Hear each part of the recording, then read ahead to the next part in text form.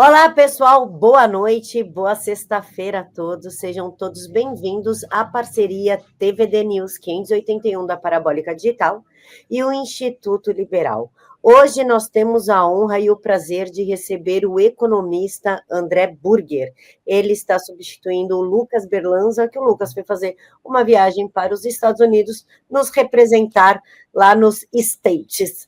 O professor é economista e administrador de empresas pela Universidade Federal do Rio Grande do Sul, onde também fez mestrados em finanças. Ele tem pós-graduação em teoria econômica na ESEAD, em Buenos Aires, Argentina. Boa noite, André. Muito obrigada por aceitar falar conosco. Boa noite, muito obrigado.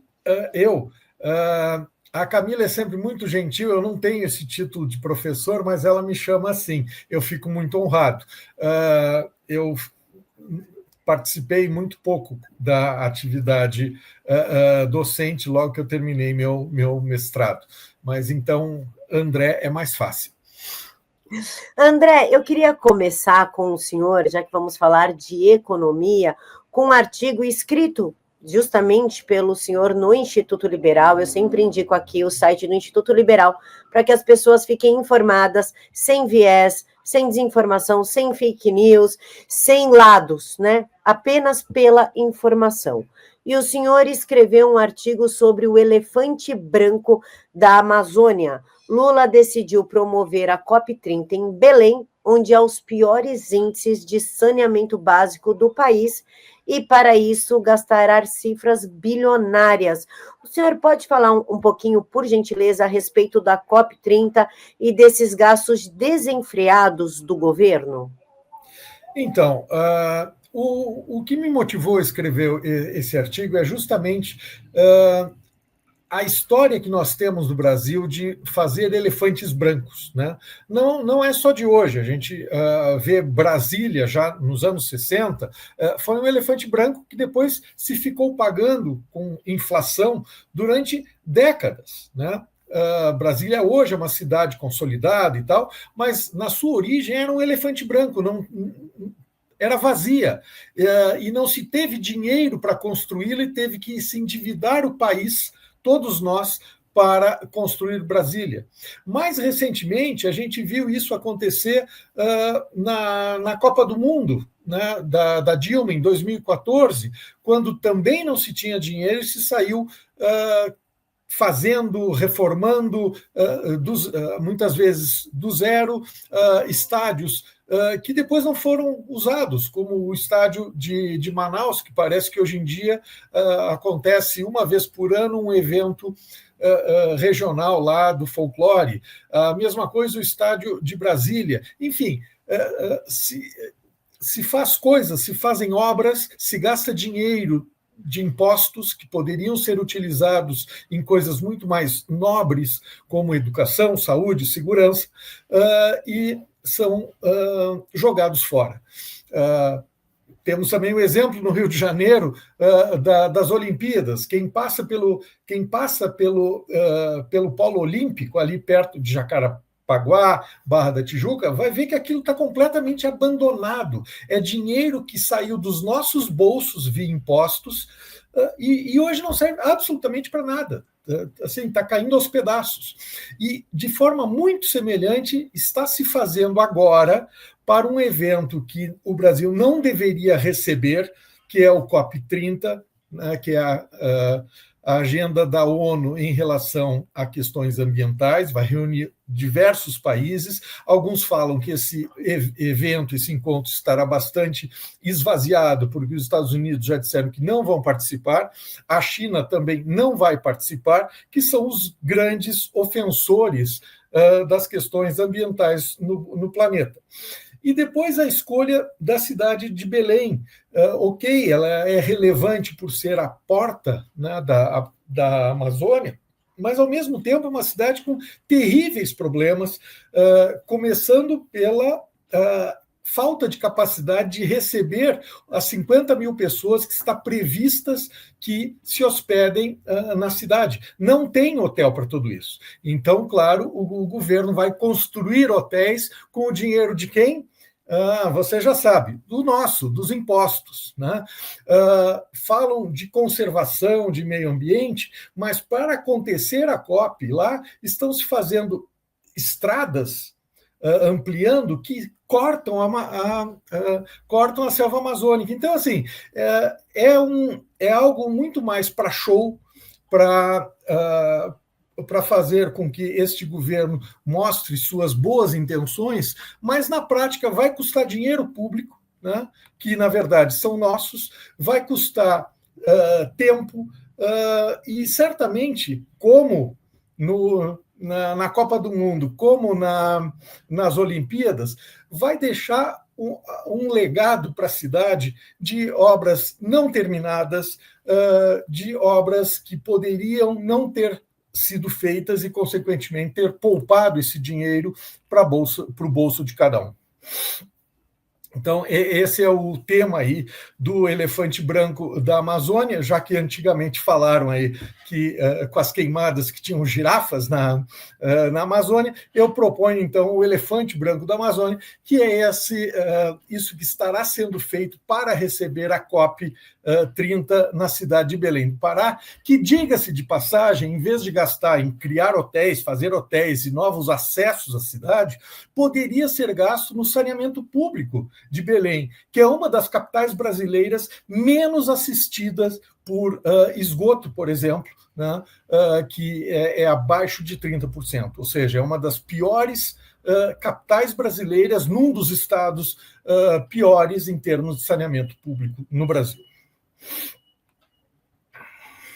Professor, eu destaquei aqui uns valores, eu gostaria que o senhor falasse, eu fiquei até meio em choque, eu estou lendo, relendo, e para mim é muito complicado absorver, digamos assim. O senhor destaca o seguinte: vale notar que as despesas com a realização da COP30 em Belém são de 6 bilhões, que superam o orçamento da cidade, 5 bilhões, ou 12% do orçamento do estado do Pará, 49 bilhões. Para colocar em perspectiva, os gastos da COP30 superam os cortes realizados no orçamento do Ministério da Saúde em 2024, de 4,4 bilhões. Esses números astronômicos, são isso mesmo? Eles tiraram, dá a entender que eles tiraram da saúde e colocou nesse COP30. Por que o governador não falou nada? Assim, eu fiz questão de colocar esses números, que são números públicos, é só alguém entrar no Google aí e esses números serão encontrados, para mostrar a falta de coerência, né, de fazer um evento desses como a COP30, gastando 6 bilhões, dinheiro que o Estado do Pará não tem, que o governo federal está alocando. Veja bem, eu conto também isso no artigo, estão buscando dinheiro lá da usina de Itaipu, né, da empresa de Itaipu, para patrocinar com algo como 1,3 bilhões, e o governo do estado do Pará também vai pagar isso aí, certo? Uma parte disso, se eu não me engano, algo como 2 bilhões, que poderia ser usado em outras coisas, certo? Como justamente se falou aqui em saneamento, escolas, enfim. Mas os números são esses, né? É muito dinheiro, tá, para um evento que dura poucos dias, para uma elite da tecnocracia mundial. Vem lá a turma da ONU, vem representantes de vários países e tal, mas para o belenense, o paraense, eu acredito que vai ficar muito pouco. E para todos nós vai ficar a conta a ser paga. Professor, a gente pode ter um Milei na presidência do Brasil? Eu pergunto isso porque o senhor, inclusive, fez um artigo justamente sobre o Milei, Quero Ser Você Amanhã.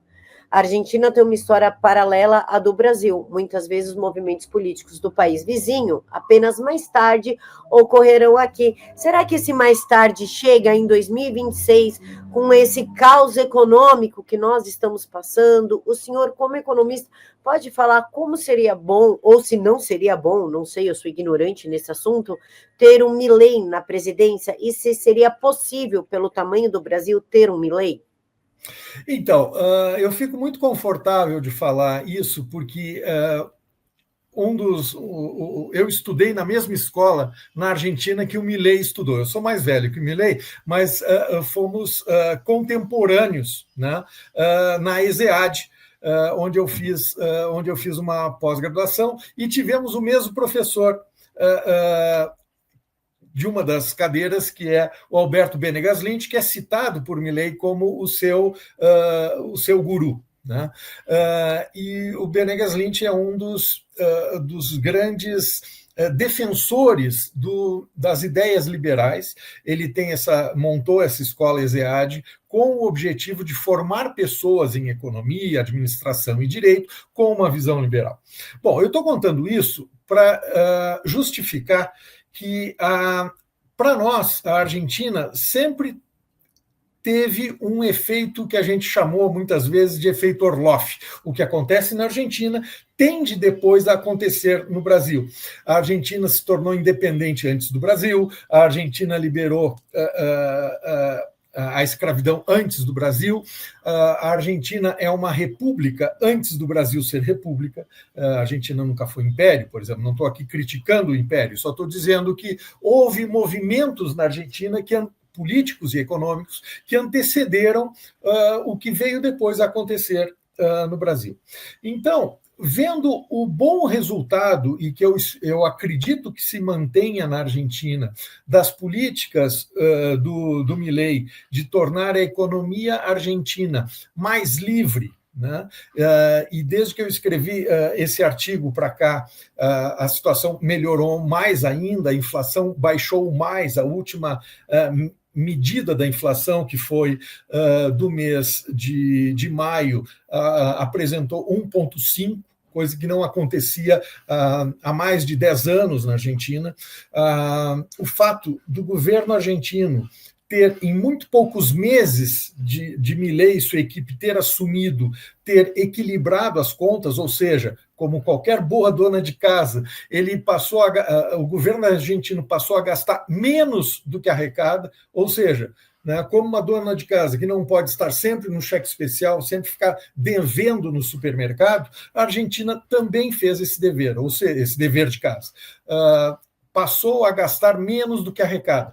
Tanto é que o Milei e sua equipe vêm reduzindo os impostos, né, e o Milei prometeu, nessa semana, até o final do ano que vem, reduzir mais 19 impostos, além daqueles impostos que ele já liquidou. Por exemplo, o imposto de importação. Esse imposto que foi criado aqui, o das blusinhas do shopping, lá não existe, era elevado e ele acabou. Acabou com o imposto sobre combustíveis para automóveis, enfim. Houve uma redução significativa do número de impostos e do montante dos impostos, né? Juntando, então, o equilíbrio fiscal, ou seja, o Estado gastando menos do que arrecada, tá? E, ao mesmo tempo, baixando esses gastos para poder baixar os impostos, tá? Isso reduziu uma pressão inflacionária, ou seja, o governo parou de necessitar imprimir moeda, imprimir dinheiro para pagar as suas contas, tá?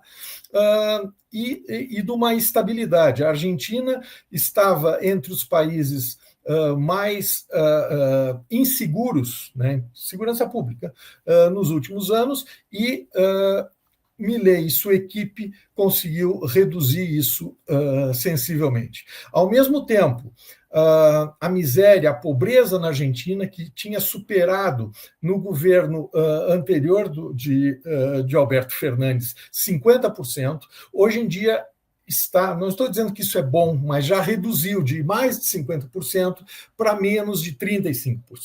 Isso é um feito, considerando que o Milei está no poder desde dezembro de 2023. Ele não tem 2 anos no poder ainda.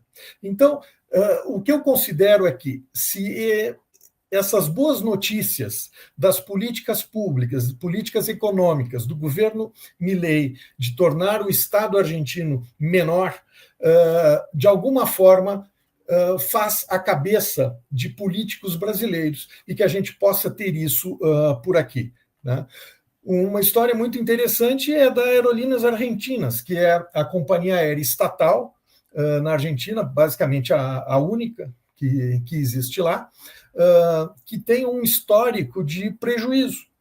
E há 2 meses, pela primeira vez, a empresa deu resultado e passou a pagar dividendos. Ou seja, o pagador de impostos argentinos, o cidadão argentino que paga imposto, deixou de ter que bancar uma companhia aérea que, inclusive, tinha padrões assim para a indústria aeronáutica completamente fora. Ou seja, se, em média, uma companhia aérea tem 3 tripulações por avião, né, para mantê-lo sempre em voo, para ser mais efetivo. Lá tinha 5. Um piloto normalmente tem um dia de descanso, lá era 3. Enfim, coisas que empresas estatais comandadas pelos seus próprios funcionários geram benesses próprias, não em benefício do cliente, não em benefício do consumidor, mas deles próprios. Então, eu acredito que a Argentina hoje está sendo novamente um exemplo para nós, como foi na independência, da libertação dos escravos, quando foi da independência, e para o bem e para o mal, porque a gente não pode esquecer também que eles tiveram um Perón e depois nós tivemos um Getúlio Vargas, né? André, o Lula acabou com o Brasil, economicamente falando. Bom, de todos os jeitos, mas economicamente é o que a gente mais sente, porque dependemos de pagar água, luz, comprar alimento, pagar escola, enfim. E a gente está, neste momento, com uma dívida pública federal de 16 bilhões. Isso, a última cotação foi em março, né? E atingiu 7 trilhões, né? Ele subiu 16 bilhões e atingiu 7 trilhões. Isso, cotação de março, tá? E o déficit está em... Brasil registra déficit corrente de 2 bilhões de dólares. Foi o pior período desde 2022 e nem numa pandemia nós estamos. O professor Aleu, o próximo presidente que pegar o Brasil, está pegando uma herança maldita, vai ter como salvar o país? Sempre tem, né, Camila? Eu acredito que sim, né? Senão, eu já tinha convidado familiares e amigos para sair daqui. Mas, assim, se comparativamente a Argentina, que estava, já que falamos dela agora, estava numa situação tão pior, tá? E tão rapidamente conseguiram recuperar a economia da Argentina, não estou dizendo que lá está hoje uma maravilha, mas comparativamente ao que estava 2 anos atrás, melhoraram muito. Ao contrário, o governo anterior, o governo Bolsonaro, principalmente com a atuação do então ministro da Fazenda, Paulo Guedes, conseguiu, mesmo numa situação bastante difícil, que foi atravessar a pandemia de Covid, fazer com que o governo terminasse, né, gastando menos, né, e ainda com um superávit que se estima aí da ordem de 55 bilhões. O que este governo atual fez? Ele simplesmente adotou aquele mantra de que gasto é vida, ou seja, vamos gastar mais que tudo fica bem. Mas em algum momento a gente paga a conta. Eu volto ao exemplo da dona de casa. Ela pode sair gastando o seu cartão de crédito, mas em algum momento esse cartão terá que ser pago. Respondendo especificamente a sua pergunta, se temos caminho para isso, sim.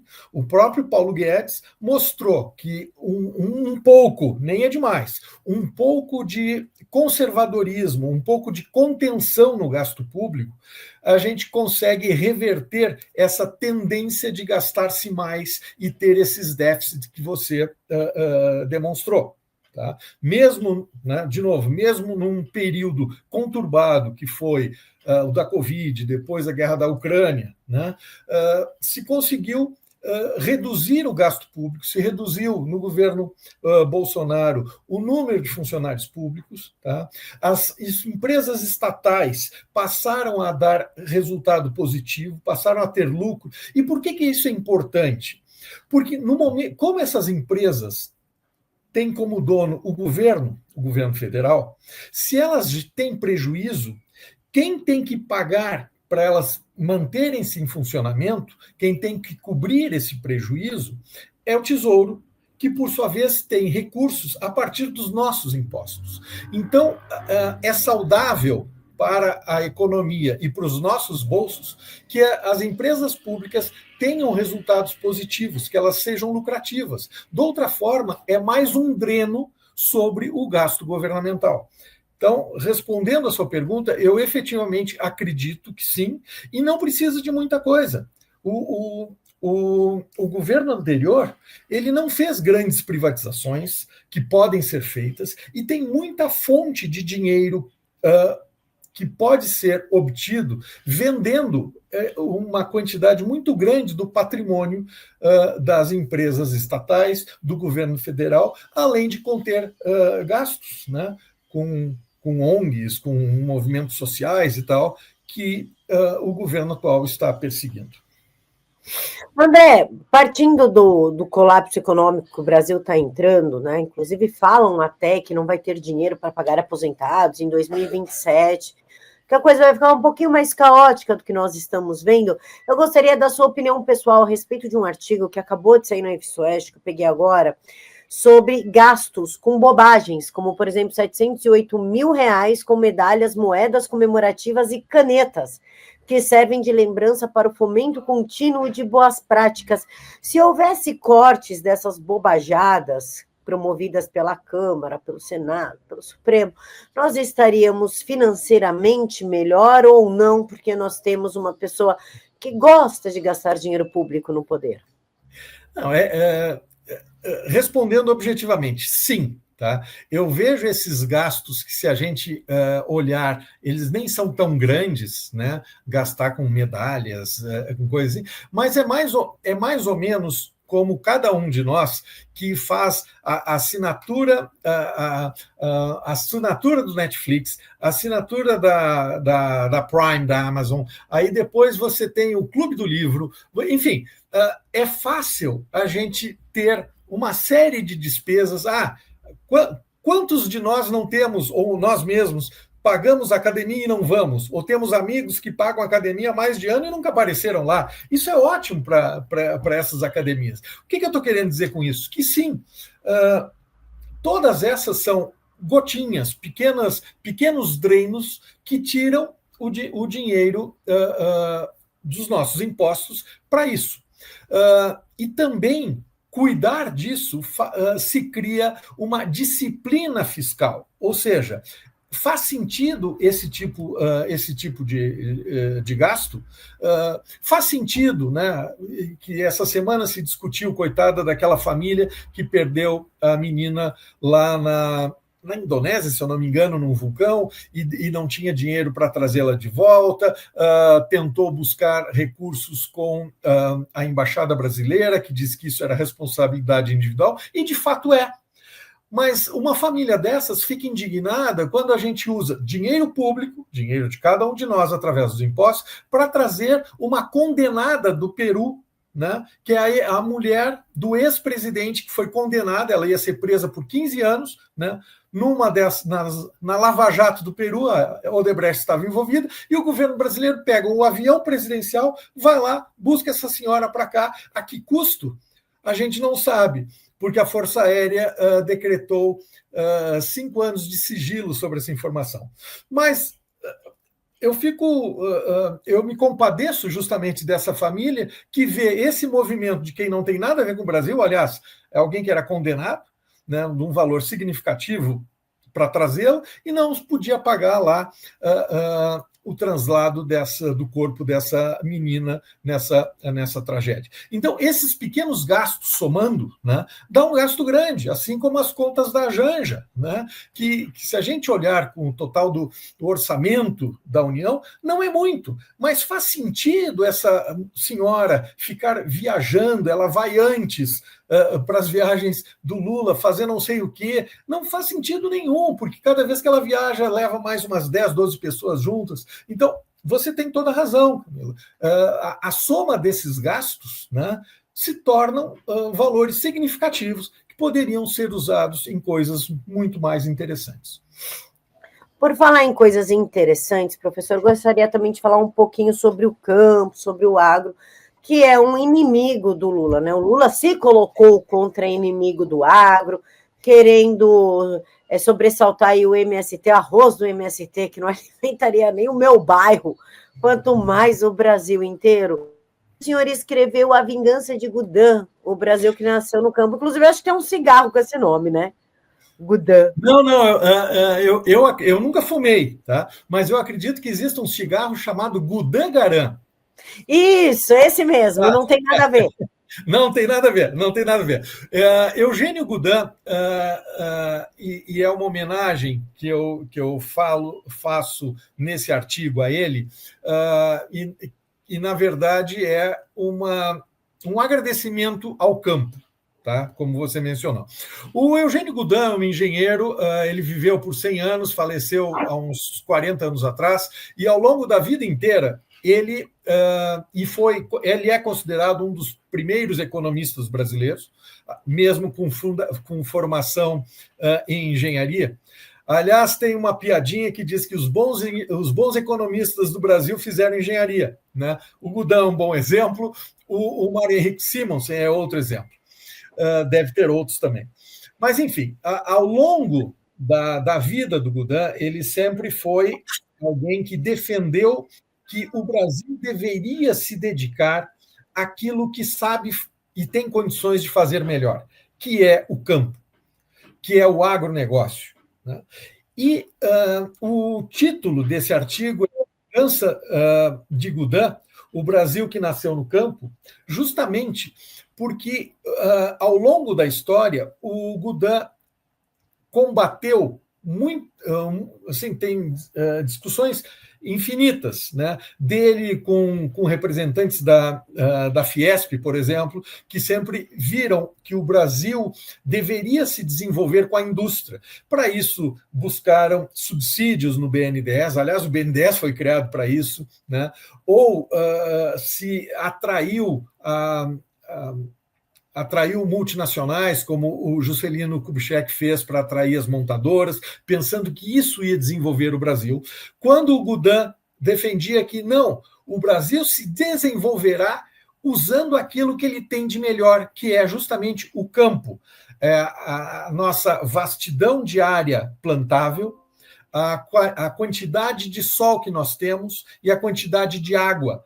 Isso nos dá uma vantagem comparativa frente aos demais países do mundo que tornariam o Brasil um país completamente fornecedor para o mundo de produtos agrícolas, de alimentos. E ele sempre defendeu isso e ele sempre foi criticado por isso. E o que a gente vê é que a vingança dele é que a prática, né, mostrou isso. Hoje, o que sustenta o Brasil é o campo. O campo representa mais de 50%, o agronegócio, mais de 50% das exportações brasileiras. Tá? Ele tem crescido mais do que a indústria, mais do que o comércio. Tá? O campo representa, o agronegócio, algo como 23% da economia brasileira. E continuará assim, porque o Brasil continuará sendo competitivo, com novas tecnologias, com melhor uso da terra, a Embrapa teve um papel importante. Então, o agronegócio, aquele que efetivamente acontece, que gera produção, não é, infelizmente, a agricultura familiar. essa serve para subsistência, ou mais ainda em relação ao pessoal dos acampamentos, dos movimentos sem terra, que dizem que produzem, são os maiores produtores de arroz orgânico. Ora, arroz orgânico não representa 0,5% do total do arroz produzido no Brasil. Se a gente fosse depender do arroz do MST, todos nós estaríamos com fome, a gente estaria batendo na porta da FAO para receber ajuda alimentar.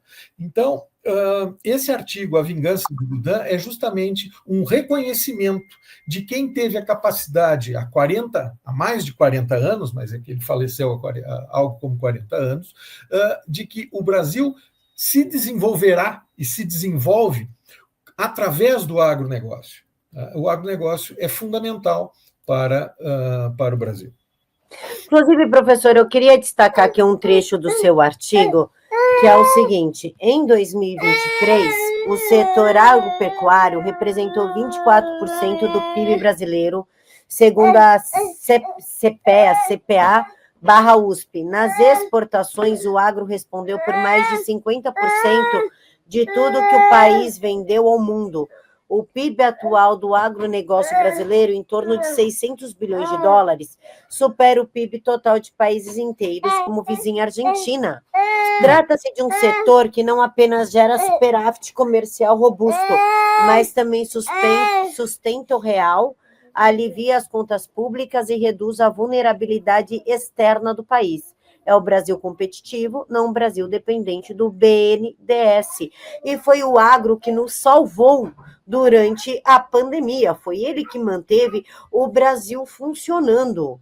E eu gostaria que o senhor falasse também um pouquinho sobre essa importância do agro para a economia, para nos manter alimentados e com uma economia boa, mesmo tendo um gafanhoto no poder, e que o senhor falasse também por que esse gafanhoto odeia tanto o agro, sabendo que o MST apenas destrói, nada produz. Essa é uma ótima pergunta, Camila, e assim, eu acredito que o agro é mal visto pelo atual presidente, porque ele não depende desse presidente. Né? Ele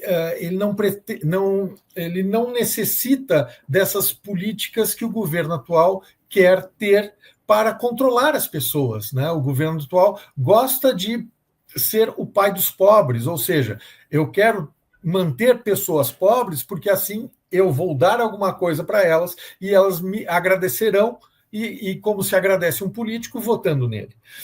O agro não. O agro tem uma vida independente. O agro, o que acontece no agro do Brasil não necessariamente passa pelas grandes cidades, São Paulo, Rio de Janeiro, BH. Né?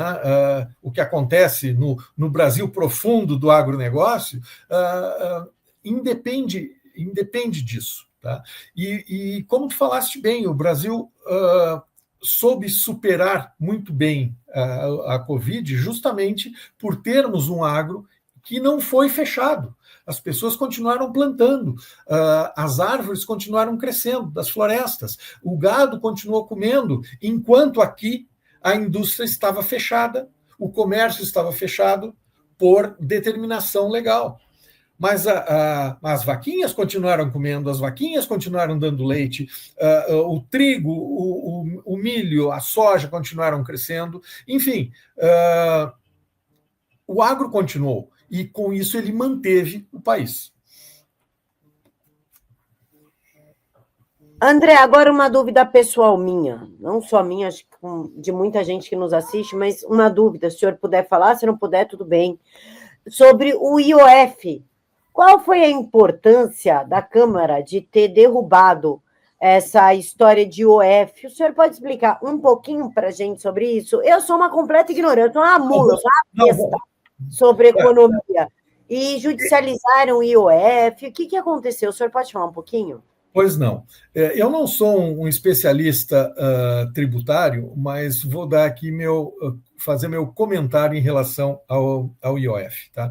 O IOF sempre foi um imposto orientativo, né, e não um imposto com intenção arrecadatória. Não quer dizer que o governo não quisesse ou não necessitasse receber desses recursos, tá? Mas nunca teve uma importância arrecadatória como este governo quis dar. Era muito mais um imposto no sentido de fazer com que as pessoas não usassem determinadas, não fizessem determinadas transações, se fizessem, elas seriam taxadas. Para ficar mais fácil de entender, é o seguinte: o imposto sobre bebidas alcoólicas e cigarro é elevado, não só porque o Estado tem uma necessidade de arrecadar, mas o Estado quer dar tem um lado pedagógico e diz, olha, isso que você quer consumir faz mal e por isso está sendo taxado. Tem um efeito educativo. O IOF tinha também esse papel. O fato da Câmara ter barrado esse aumento de IOF é muito salutar, porque mostra para o governo que ele não pode aumentar impostos a seu bel prazer. A pergunta que sempre fica é, antes de aumentar impostos, né, o que dá para se cortar de despesa? E o governo, ao longo desses 2 anos e meio que está à frente, está sendo tocado por Lula, PT, Haddad, em nenhum momento cortou a despesa, sempre aumentou. Né? Dizem, assim, eu não sei se essa estatística está correta, que a cada 26 dias houve um aumento de impostos, seja de alíquota, seja de novo imposto.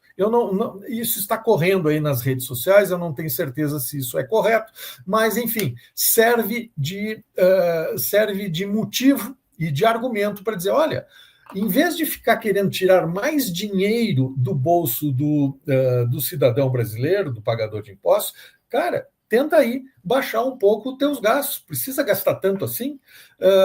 E isso foi uma orientação da Câmara, um sinal da Câmara, uma sinalização de que a coisa não está bem.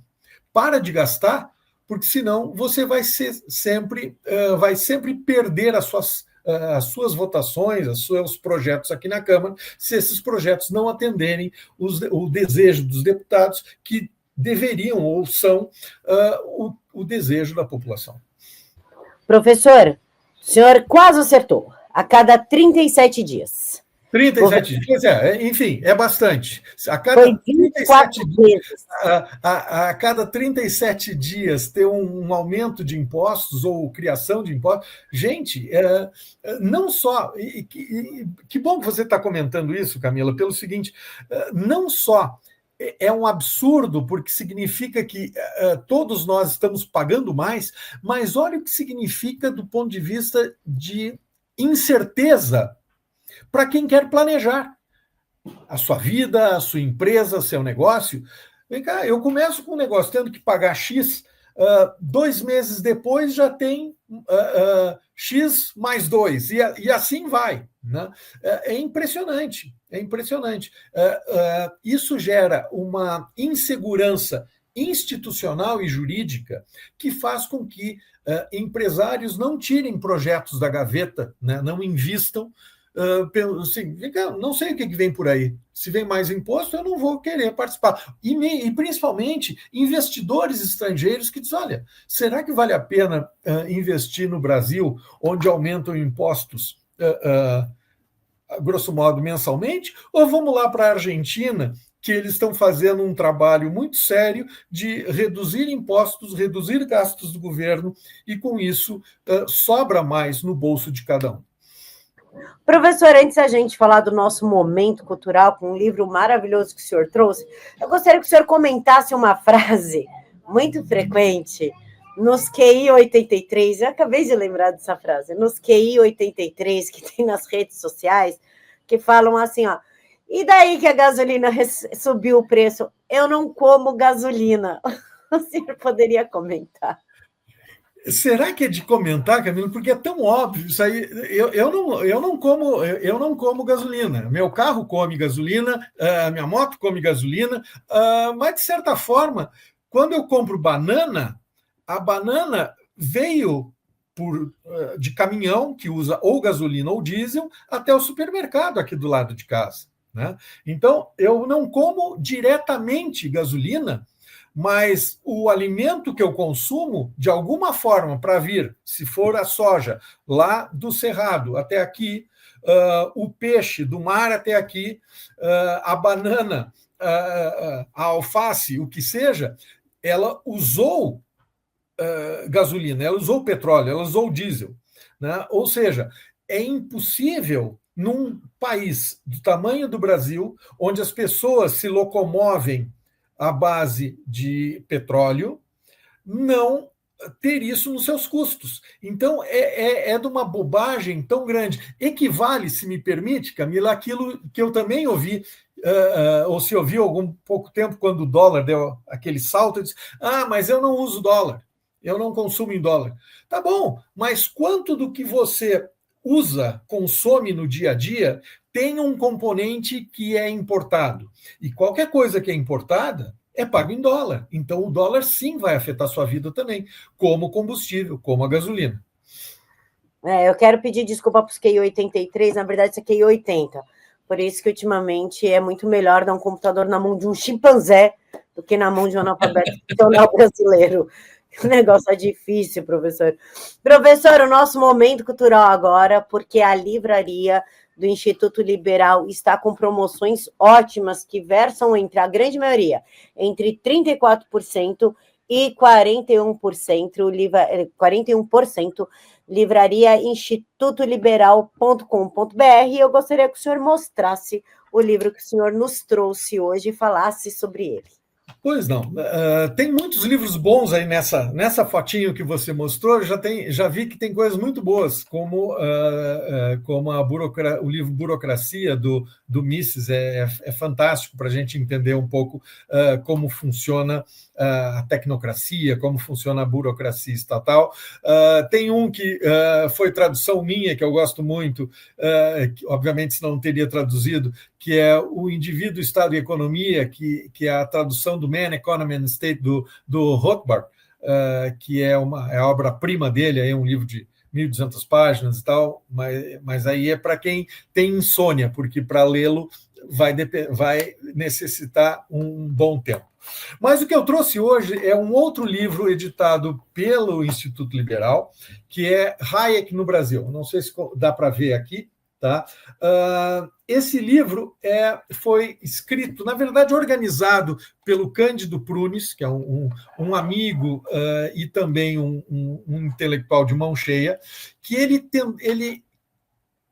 captou, ele colecionou, juntou, tá?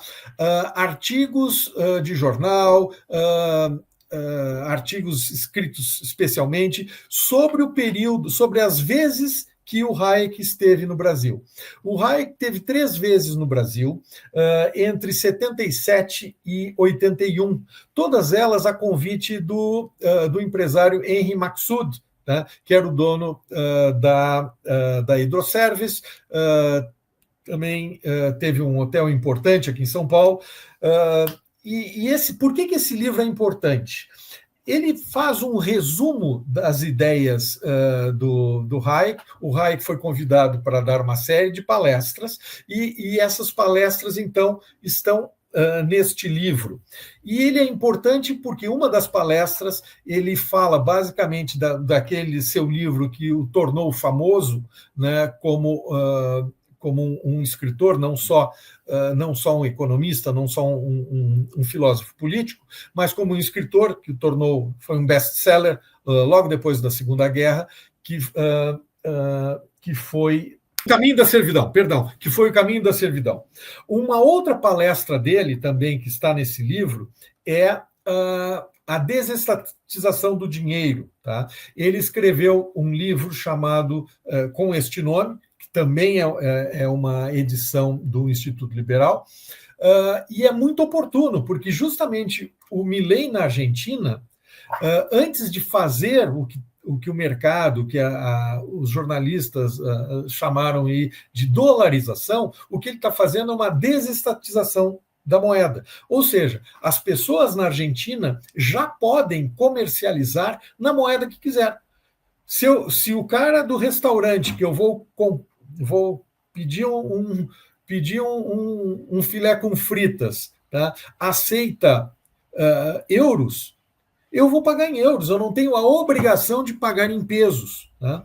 E é isso que está acontecendo na Argentina, baseado nesta ideia trazida pelo Hayek, que foi uma disruptura. Né? Imaginar que um país abrisse mão, né, da soberania de ter moeda para que as moedas, como um outro bem, competissem. O dólar com o euro, com o ien, com o renminbi, com o real, enfim. Né? Essa liberdade, né, isso está nessa palestra do Hayek, que é baseado no seu livro. Tá? Acho muito interessante esse livro por outros motivos, porque mostra assim, o desconhecimento que a mídia brasileira na época tinha de alguém que já tinha ganho um prêmio Nobel. Lembrando, ele esteve a primeira vez no Brasil em 1977, quando ele ganhou o prêmio Nobel de Economia em 74.